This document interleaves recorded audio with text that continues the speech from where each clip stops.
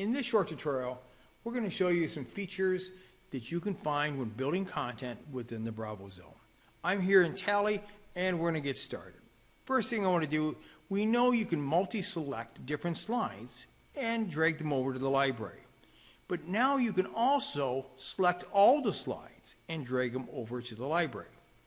And consequently, the same holds true. I can come into the library and multi-select different slides I want to drag into a session, or I can select them all. The next two features I want to show you, and that is the ability to hide a slide. I can simply come up here, hit the eyeball, and disable this item. If I want to make it visible again, I just select it and make it visible. Another feature is the ability to duplicate a slide. Simply select the slide you want to duplicate, go up to the top of the bar, and click Duplicate.